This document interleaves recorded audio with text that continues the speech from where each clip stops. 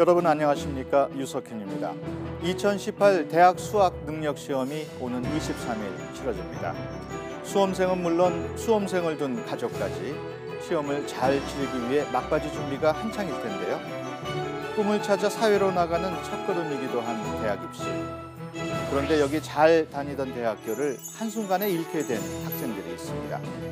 어떻게 된 사연인지 그 현장을 찾아가 봤습니다.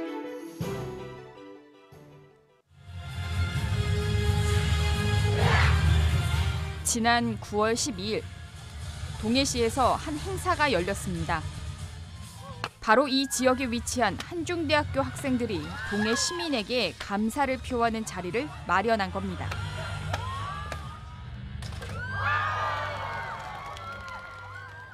현재까지 한중대 정상화를 위해 무한한 애정을 보여주신 동해 시민 여러분께 진심으로 감사를 드립니다.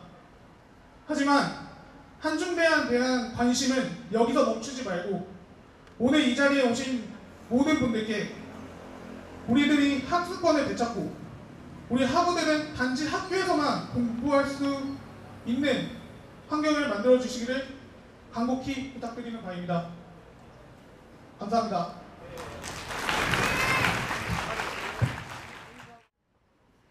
경례.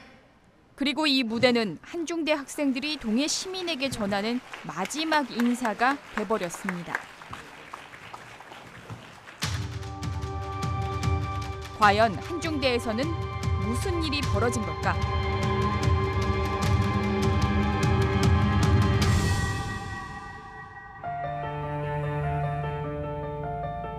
한중대는 내년 2월 28일을 마지막으로 폐교됩니다.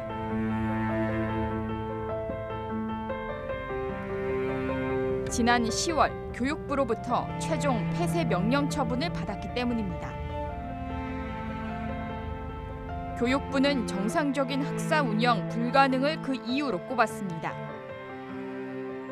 하지만 학생들은 납득할 수 없다고 말합니다. 설립자가 횡령했다는 것만으로 우리 학교를 필요 없는 학교로 넣을 수 있는가? 과연 필요 없는 학교란 프레임에 우리 학교를 넣는 조건이 설립자의 횡령이라는 것만으로도 가능한가에 대해서는 궁금증이 듭니다. 저만 해도 1학번, 12학번이고 그때가 초등학생이었거든요. 지금에 와서 이제 피해를 고스란히 교수님들, 교직원분들, 또 학생분들, 특히 학생들이 제일 큰 피해를 받게 되니까 그게 부분에서는 제일 억울하죠. 지난 2014년 교육부는 대대적인 대학 구조개혁 평가 정책을 발표했습니다. 교육대 등을 제외한 전국 약 300개 대학을 일괄 조사해 고등교육기관으로 적합한지를 평가해 등급별로 조치를 취한다는 내용입니다. 한중대는 이 평가에서 최하위 등급인 2등급을 받았습니다.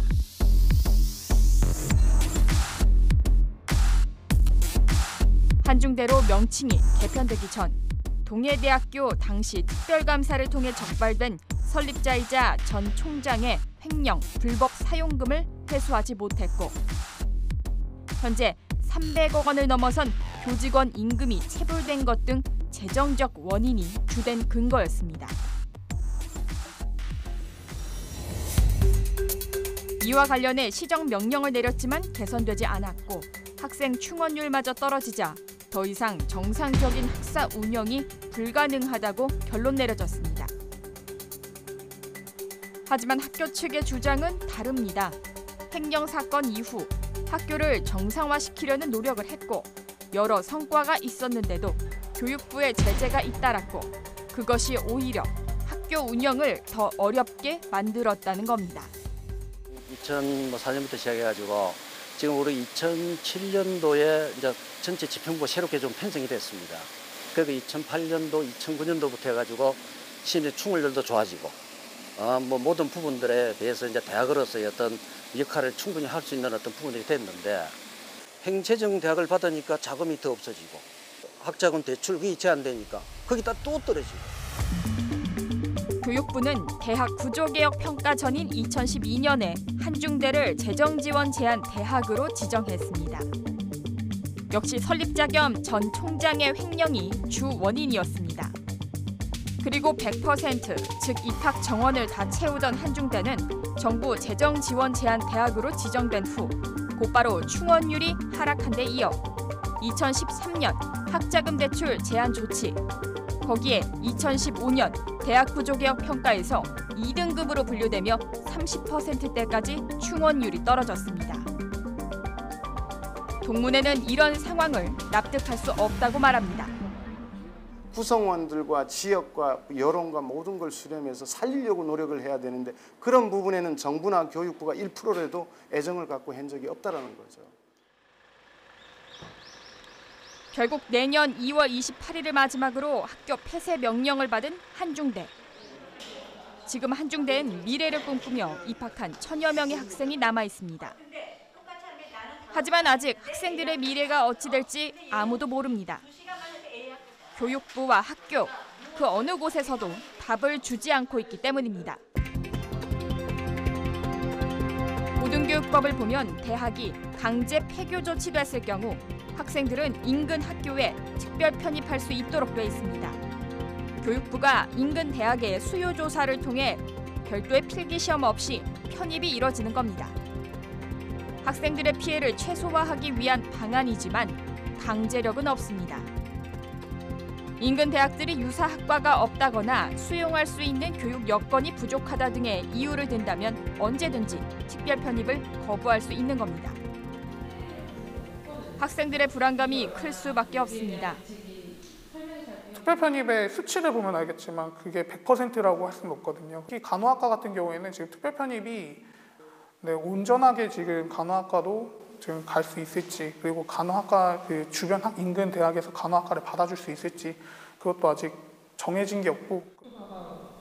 특히 곧 방학이 시작되고 이곳에서 맞는 마지막 학기지만 학생들은 특별 편입을 할 수 있는 학교 명단조차 전달받지 못했습니다. 편입 자체가 내가 이제 학교를 다닐 수 없다는 건 아는데 이제 어떻게 돼야 될지가 모르니까 그게 제일 불안한 것 같아요. 학교를 어디로 가는지도 모르고 내가 이 학교에 가가지고 뭘 해야겠다라는 것도 아예 정할 수도 없는 상태잖아요. 상황이 이렇다 보니 군 복무로 휴학 중인 학생들의 경우 불안감은 더 클 수밖에 없습니다. 저한테 매일 학교 요즘 어떻게 돼가냐, 불안하다, 우리는 어떻게 되는 거냐. 저로서는 솔직히 교육부에서 내려오는 게 하나도 없는데 제가 해줄 말은 하나도 없고 그냥 친구들 불안한데 제가 뚜렷한 답변을 못 해줘서 저는 항상 미안할 뿐이죠. 무너진 학교의 경쟁은 더 치열해졌고 그러니까 학점이 높아야 더 좋은 학교로 특별 편입을 갈 수 있다라는 그런 게 있잖아요. 그래가지고 더 학점을 따기 위해서 더 치열하게 시험 공부를 하고 있어요. 불안한 미래로 인한 죄스러움도 학생들의 몫이 돼버렸습니다. 부모님 제가 오히려 마음 아파할까 봐 잘 얘기를 안 꺼내시고 가끔 이렇게 뉴스에서 봤는데 어떻게 됐냐 이런 식으로 말씀하세요. 그거 물어보는 부모님의 마음도 아니까 속이 상하고 그렇습니다. 결국 학생들이 할 수 있는 건 학생의 차원에서 교육부에 지속적으로 요구와 문의를 하며 상황을 챙기는 일뿐입니다. 설사 특별 편입이 가능해도 모든 것이 해결되는 건 아닙니다. 황 씨는 지난해 한중대 사회복지학과에 입학했습니다. 이제 가정 형편 때문에 대학을 못 가고 있다가 사실 결혼해서 이제 애들 양육하고 하면서 우리 큰애가 이제 대학을 가게 됐어요. 조금 제가 힘들더라도 그 못했던 공부도 마저 하고 싶고 그런 마음으로 해서 공부를 시작하게 됐죠. 네. 만학도로 직장과 병행해 듣는 수업이 힘들지만 공부에 대한 열망은 물론 노후 준비 차원에서 더욱 열심히 수업에 임했습니다. 하지만 요즘 황 씨는 학교를 생각하면 눈물부터 나온다고 말합니다. 특별 편입이 이뤄지더라도 갈 수 있을지 확신이 서지 않기 때문입니다. 폐쇄 결정된 후에 그냥 학생들이 알아서 가야 된다. 교육부에서 해줄 수 있는 건 아무것도 없다라고 말했거든요. 사실 가까운 강릉이나 삼척 쪽으로 만약에 편입하게 된다고 해도 저희가 직장에서 6시 퇴근하고 수업 시간 맞춰서 가는 것도 어렵고요. 그리고 국민으로서도 분명히 제가 학교에 입학을 허가받았으면 졸업까지는 책임져 줘야 되는 거잖아요. 그런데 지금 2학년 지금 저희는 열심히 공부하고 있는데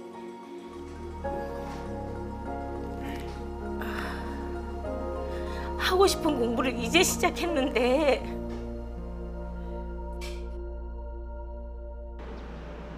이런 복잡한 사정과 변수들이 있는데도 교육부는 특별 편입 제도가 있기 때문에 큰 문제가 없을 거라는 말만 되풀이하며 구체적인 대책 마련에 관심을 기울이지 않고 있습니다. 폐교학교가 소재한 지역에 그런 학과나 유산학과가 없는 경우에는 이 범위를 점점 넓혀서 어떻든 간에 폐교되는 학생들의 학과라든지 뭐 이런 게 다 수요 충족이 되도록 먼저 만든다는 거죠. 그리고 이제 고요강에서 작성된 범위 안에서 학생들은 다 수용합니다. 이제 이런 문제가 이제 생길 거라고 과거에는 생각을 못했어요. 이 학생들이 이제 공부를 하고 싶은데 그 환경이 안 맞아가지고 공부를 못한다라는 것은 이것은 사실 이제 있을 수 없는 일이기 때문에 폐교된 대학의 문제를 해결해주는 그런 전담 그 부서들이 이 국가에 좀 만들어져야 되지 않겠느냐. 질 낮은 교육 환경으로부터 학생들의 피해를 막기 위해 내려졌단 대학 폐쇄 조치. 하지만 학생들은 어느 학교에서 다음 학기를 맞이할지도 모른 채 불안한 나날을 보내고 있습니다.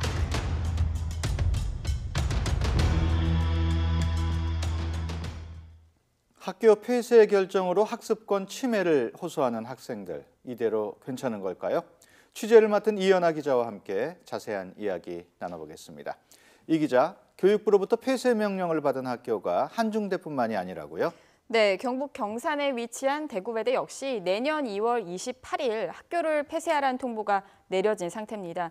대구외대 대학 구조개혁 평가에서 가장 낮은 2등급을 받았고 학교 설립에 필요한 수익용 기본재산 미확보 등 12건의 개선 조건을 이행하지 못했다는 것이 그 이유로 지목됐는데요. 이 조치로 대구외대에 재적 중인 427명의 학생 역시 학교를 잃은 채 특별 편입을 해야 하는 상황에 놓여 있습니다. 폐교될 경우에 학생들이 느끼는 불안감이 상당할 텐데 어떻습니까? 네, 취재를 하면서 가장 안타까웠던 부분이었습니다. 입학하면 내 학교가 폐교될 거다라고 예측하고 들어오는 학생은 당연히 아무도 없을 겁니다. 그런데도 학생회를 중심으로 교육부 등 관련 기관을 상대로 특별 편입 정보 등을 문의하며 위기를 타개하려 안간힘을 쓰는 모습이었습니다. 학교 폐쇄 명령이 내려질 경우 교수들한테도 도움을 받을 수 없어 학생들이 직접 발벗고 나선 겁니다. 문제는 이런 노력에도 불구하고 교육부의 주장과 달리 특별 편입이 쉽질 않다는 겁니다. 실제 이런 상황은 수치로도 잘 드러나는데요. 2014년 발표된 자료에 의하면 2012년부터 2014년 동안 폐교된 3개 학교 학생의 편입률을 살펴보니 44%에 불과했습니다. 인근 학교에 유사한 학과가 없거나 해당 학교가 특별 편입을 거부할 경우 거리가 더 먼 다른 시 도로까지 범위가 넓어지다 보니 상당수 학생이 특별 편입을 포기할 수밖에 없는 상황이 벌어지는 겁니다. 특별 편입했다고 해서 문제가 끝난 것도 아닙니다. 폐교된 학교에서 온 학생이라는 분위기가 존재하고 또 특별 편입 과정에서 원래 입학 당시 의도와는 성격이 맞지 않는 학과를 억지로 선택하거나 원래 학교와 교과 과정 차이가 있는 경우엔 학업을 중단하는 일도 빈발하는 실정입니다. 교육부에서 이 부분에 대해 제대로 파악하지 못하고 있다는 게 학생들의 공통된 목소리였습니다. 이 때문에 전문가들은 폐교 소속 학생들의 문제를 전담할 수 있는 부서를 설치해 구체적인 대안을 마련해야 한다는 지적을 하고 있습니다. 이런 문제가 발생함에도 불구하고 교육부가 학교 폐쇄라는 강도 높은 제재를 꺼내든 이유는 뭡니까? 네, 이 현행 고등교육법은 교육부 장관이 학교 운영상 문제에 대해 시정 또는 변경 명령을 내릴 수 있고 정상적인 학사 운영이 불가하다고 판단될 경우 폐쇄 명령을 내릴 수 있다라고 이렇게 명시하고 있습니다.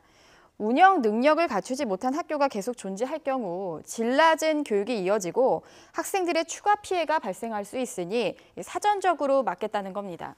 결국 학생을 보호하기 위한 조치라는 거죠. 그렇다면 학교 폐쇄에 이르기까지 교육부의 책임은 없는 겁니까? 네, 이 교육부의 책임 없다고 말하기 어렵습니다. 1996년 김영삼 정부 당시 대학 설립은 기존의 예고제에서 준칙주의로 변경이 됐습니다. 계획부터 최종 설립까지 단계별 조건을 충족해야 인가를 해주는 예고제에 반해 준칙주의란 쉽게 설명하면 최소한의 요건만 갖추면 대학 설립을 허용해 주는 겁니다. 교사, 교지, 교원, 수익용 기본재산 이 4가지 요건만 충족하면 누구나 이 대학을 설립할 수 있습니다. 당연히 대학은 많이 늘어났습니다. 준칙주의 시행 이후 김영삼 정부 때 19개 대학이 설립되는 등 제도 폐지 때까지 무려 61개의 대학이 세워졌는데요. 최근 몇 년 새 폐교되거나 절차를 밟는 곳은 대부분 이때 만들어진 대학들입니다. 기준이 완화되다 보니 제대로 된 장기 운영 계획과 기준조차 갖추지 못한 설립자들이 속속 등장했고 부실대학이 양산되는 결과로 이뤄집니다. 이 시기에 기존 대학의 교비를 빼돌려 새 학교를 문어발식으로 세운 설립자도 있었는데요. 취재 결과 이 과정에서도 교육부가 적지 않게 책임이 있다는 걸 확인했습니다. 검찰은 횡령한 1,004억 원 가운데 현금으로 가져간 120억 원의 사용처 규명해야 교비가 학생들을 위해 쓰이지 않고 설립자 등에 의해 다른 용도로 전용되는 것은 국가의 미래를... 1980년대부터 전국에 고등학교 3개, 대학교 6개 등을 소유 운영한 사학재벌 이용하 씨. 이 씨는 1,000억대 학교 돈을 횡령한 혐의로 대법원에서 징역 9년과 벌금 90억 원을 선고받고 복역 중입니다. 사학비리 대명사로 불려온 이 씨의 실형 선고. 그의 비리는 학생들의 큰 피해로 이어졌습니다. 취재진은 이용하 씨가 설립하고 이사장을 맡았던 학교 중 한 곳인 전북 남원의 서남대학교를 직접 찾아가 봤습니다. 학교 입구, 플래카드가 여기저기 걸려 있고 학생들로 시끌벅적해야 할 캠퍼스는 조용합니다.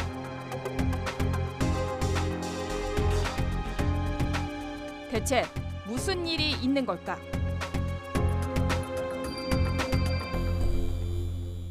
서남대는 지난 8월 24일 교육부로부터 폐쇄 개고 통보를 받았습니다. 1991년 개교해 학생 2,383명, 의과대학의 학군단까지 있어 지역의 자랑이던 서남대. 학교의 추락은 2012년으로 거슬러 올라갑니다. 내부 고발로 시작된 비리 수사. 그 결과 2007년부터 2012년 8월까지 설립자 이 씨가 횡령한 돈이 330억 원이나 되는 것으로 드러났습니다.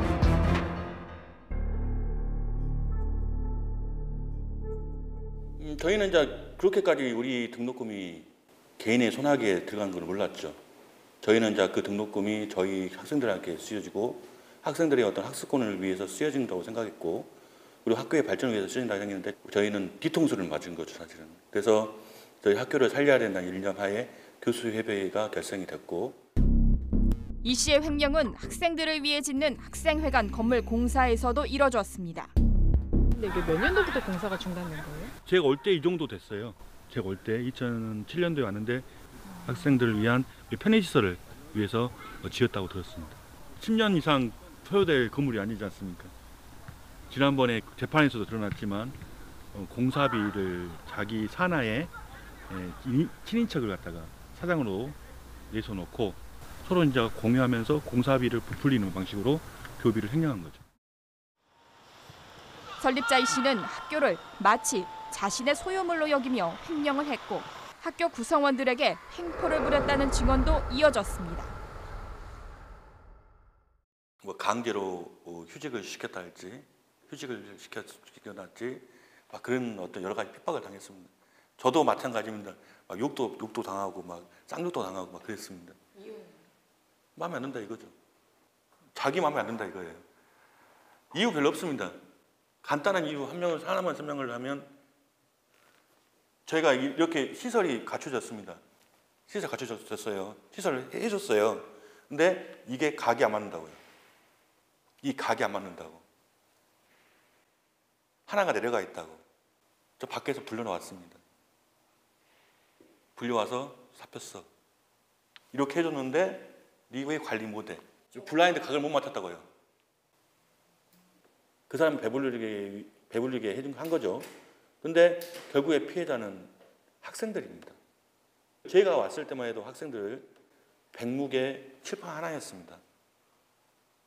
이 영화는 그랬어요. 시설이 별로 안 좋았어요. 더 충격적인 것은 이 씨의 비리가 이번이 처음이 아니었다는 겁니다. 1991년 학교법인 서남학원의 서남대를 시작으로 그는 끊임없이 학교법인 인가를 받고 산하에 학교를 세우면서 문어발 개교를 진행합니다. 이 과정에서 이 씨는 등록금 돌려쓰기를 합니다. A학교 학생들에게 받은 등록금을 A대학에 사용하지 않고 B대학을 짓고 B대학에 들어온 등록금을 다시 C대학, 또 D대학으로 이어지는 수법을 쓴 겁니다. 참다 못한 구성원들이 들고 일어났고 1997년 광주예술대를 시작으로 한려대, 서남대 등에서 교수협의회가 조직되고 이용화 퇴진 운동이 벌어집니다. 그리고 학교 구성원들의 요청으로 교육부가 1997년 2월 광주예술대 감사에 나섰는데 전혀 예상치 못한 결과가 나옵니다. 이 씨가 학교 발전에 강한 의지를 나타내고 있다면서 감사로 행정력을 소모시켜 유감스럽다고 오히려 교수협의회 측에 경고를 보낸 겁니다. 하지만 교육부의 감사 결과가 나온 지 불과 한 달 뒤 이 씨는 검찰에 긴급 체포됩니다.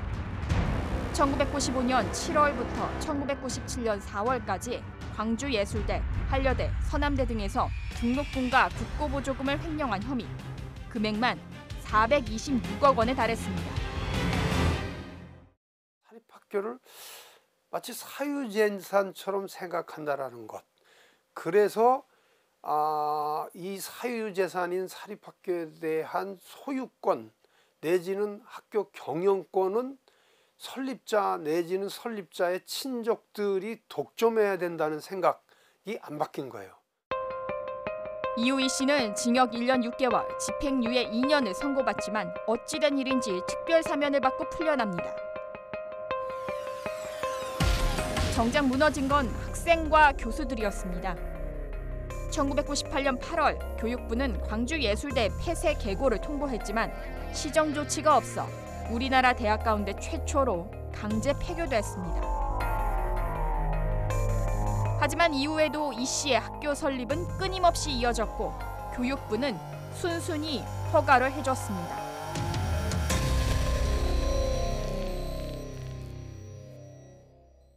기본적으로 설립 요건을 보게 되고 실질적으로 설립자에 대한 면면이나 개인의 어떤 그런 평가라든지 이런 항목은 사실 없습니다. 이 과정에서 이 씨의 비리는 계속됐고 2012년 내부 고발에 의해 전모가 적나라하게 드러났습니다. 이 씨가 서남대, 한려대, 광양보건대 등에서 횡령한 금액은 1,004억 원. 사학비리 사상 최고액을 기록합니다. 그리고 그의 비리로 또다시 무너진 건 학생과 교직원입니다. 교육부는 지난 8월 25일부터 세 차례 걸쳐 서남대에 횡령액 보전 등을 이행하라고 요구하며 학교 폐쇄 계고를 했지만 이미 기한을 넘긴 상태. 급기야 오늘 교육부가 폐쇄 방침을 확정하고 20일간 행정 예고에 들어갔습니다. 설립자 겸 대학 이사장이 학교 돈을 횡령한 뒤 대학이 폐쇄되고 학생 등 대학 구성원이 오롯이 피해를 떠안는 악순환이 되풀이된 겁니다. 그동안 서남대를 인수하겠다는 곳이 없었던 건 아닙니다. 여러 대학이 의사를 밝혔지만 교육부는 이 씨가 횡령하거나 불법 사용한 교비 330억 원과 체불임금 200억 원을 우선 해결하고 인수해야 한다는 조건을 고수하면서 모두 무산됐습니다.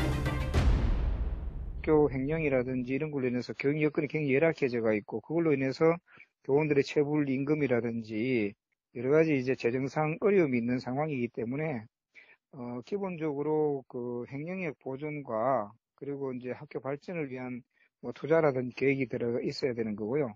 저희 입장에서는 거기는 의대 정상화가 아니라 서남대학 정상화 쪽을 원했었는데 재정 기여자로 제시한 분들은 대부분 의대 정상화 쪽으로 재정 기여 방향이 맞춰져 있어서 문제는 서남대가 폐교되면 교직원들은 체불된 임금을 한 푼도 받지 못하고 이 씨는 횡령금을 변제하지 않아도 된다는 겁니다. 서남대의 자녀 재산은 정관에 따라 과거 이 씨가 이사장으로 있었고 현재 이 씨의 딸 이서진 씨가 총장 직무대행으로 있는 신경대학교로 귀속되기 때문입니다. 해산한 학교 법인의 자녀 재산은 정관으로 지정한 자에게 귀속하도록 돼 있는 사립학교법을 교묘히 이용해 이용하 씨는 모든 변제 책임에서 벗어나고 오히려 부를 늘리는 어이없는 상황이 벌어진 겁니다. 결과는 교육부와 이용하의 승리입니다. 우리만 피해자고요. 이 재산 자기 딸이 운영하는 신경항으로 넘어갑니다. 폐교되면. 횡령금 333억 원 자기가 빚진 거 다 탕감됩니다. 결국은 우리만 다 피해자가 되는 거죠. 학생들하고 구성원들하고. 이런 학교의 상황은 학생들의 꿈과 미래를 바꿔놨습니다.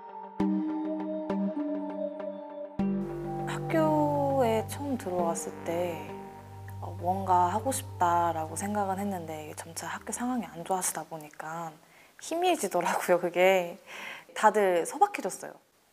그 꿈들이.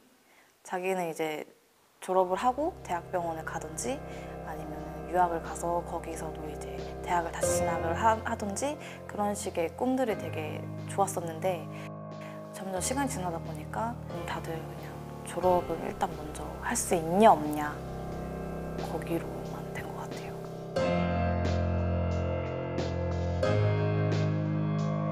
학교 설립자의 탐욕으로 벌어진 교비 횡령. 그 피해는 고스란히 학생들의 몫이 됐지만 그 어디에서도 책임을 물을 수 없게 됐습니다.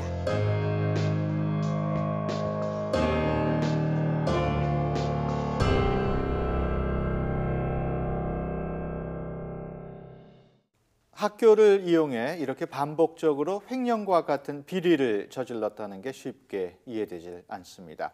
이 기자, 서남대가 폐교되면 자녀 재산은 이용하 씨의 영향력이 미치는 학교 법인으로 넘어간다는 건데 어떻게 그런 일이 가능한 겁니까?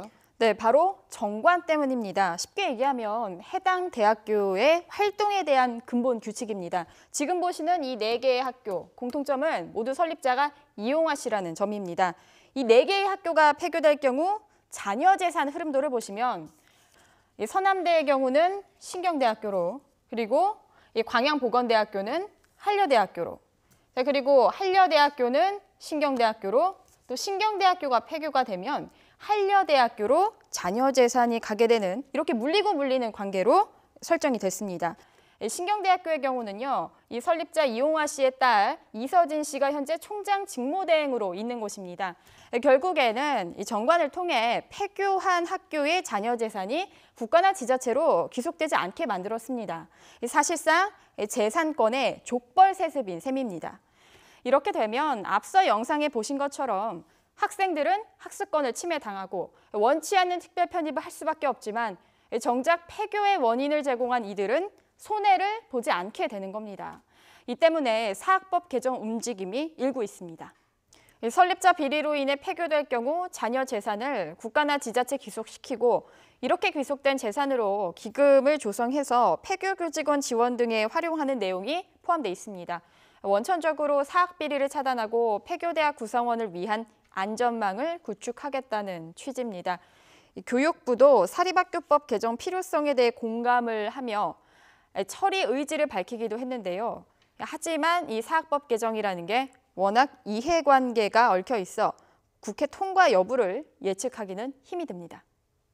끝으로 취재를 마치면서 꼭 하고 싶은 말이 있다고요? 네, 이번 내용 취재하면서 많은 전문가들 만나고 또 여러 자료들을 확인했는데요. 가장 안타까웠던 거는 대학 구조개혁, 사학비리 차원에 대한 연구와 접근들은 있었지만 그 과정에서 학생의 학습권 보장에 관한 내용은 찾기가 쉽지 않았다는 겁니다.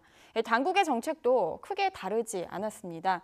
대학개혁의 가장 근본적인 출발점은 학생 보호라는 사실을 교육 당국이 잊어서는 안 된다는 점을 강조하고 싶습니다. 이연아 기자 수고했습니다. 다음 주 이 시간에는 일하는 아이들의 눈물, 청소년 노동 실태 보고 편이 방송됩니다. 많은 시청 바랍니다.